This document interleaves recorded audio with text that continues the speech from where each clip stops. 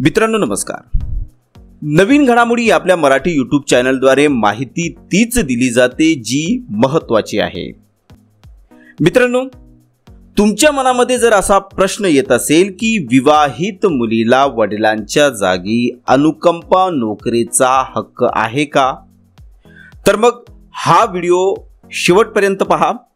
कारण की मित्रांनो, 2 वर्षांपूर्वी अशाच एका केसवर राजस्थान हायकोर्टाने निकाल दिला आहे, जो माझ्या वाचनात एका न्यूजपेपर मार्फत आला आणि मग त्या अनुषंगाने मी हा व्हिडिओ केवळ आणि केवळ कायदेविषयक ज्ञानामध्ये भर पडावी हा हेतू समोर ठेवून बनवला आहे।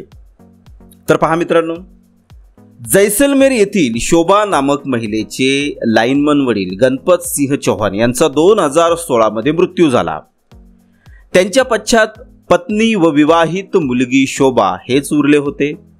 शोभाने अनुकंपा नियुक्तीसाठी मग अर्ज केला।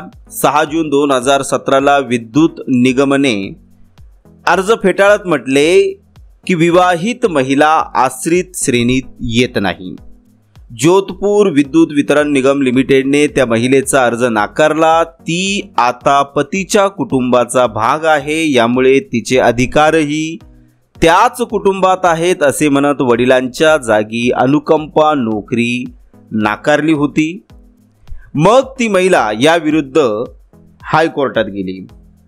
मग राजस्थान हायकोर्टाने त्या विवाहित महिलेला तिच्या वडिलांच्या जागी अनुकंपा नोकरी देण्याचा आदेश देत काही महत्त्वाच्या टिप्पण्या ह्या केल्या आहेत। मित्रांनो, न्यायमूर्ती पुष्पेंद्र सिंग भाटी यांच्या पीठाने महिलेला नोकरी देण्याचा आदेश देत म्हटले की लग्नानंतर मुलगी वडिलांच्या कुटुंबाचा नव्हे तर तिच्या पतीचा कुटुंबाचा भाग बनते। ही विचारसरणी खूप जुनाट झाली आहे। ती आपल्या वडिलांच्या अधिकारांची कायमच सहवारस असते। अविवाहित असताना जसे तिचे अधिकार असतात तसेच ती विवाहित झाल्यानंतर देखील कायम असतात।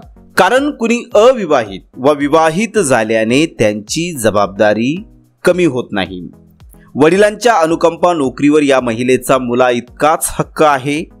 विवाहित झाल्यानंतरही जसा एखादा मुलगा आपल्या आईवडिलांच्या देखभालीसाठी जबाबदार असतो, ठीक तसेच मुलगीही बरोबरीची जबाबदार असते। विवाहित झाल्याने मुलीच्या जबाबदाऱ्या कमी होत नाहीत आणि जेव्हा विवाहित मुलगा व मुलीच्या जबाबदाऱ्या एकसमान आहेत, तर मग अनुकंपा नोकरीच्या वेळी विवाहित मुलीसोबत भेदभाव करता येत नाही। जेव्हा मुलगा व मुलगी एकाच नोकरीवर दावा करतात तेव्हा मात्र पेच उद्भवतो। अनुकंपा आधारावर सरकारी नोकऱ्यांसाठी राज्य सरकारांचे आपापले नियम आहेत। अनुकंपा नोकरीसाठी जेव्हा मृताचा मुलगा आणि मुलगी हे दोन्हीही एकाच वेळी अर्ज करतात तेव्हा मात्र पेच उद्भवतो। मात्र असं झाल्यास सर्व पक्षांच्या शैक्षणिक व व्यावसायिक पात्रतेच्या आधारे कोर्ट आपला निकाल सुनावते। तर अशा पद्धतीने मित्रांनो, तुमच्या थोडक्यात का होईना लक्षात आलं असेल की विवाहित मुलीला वडिलांच्या जागी अनुकंपा नोकरीचा हक्क हा नेमकी कशा पद्धतीने असतो।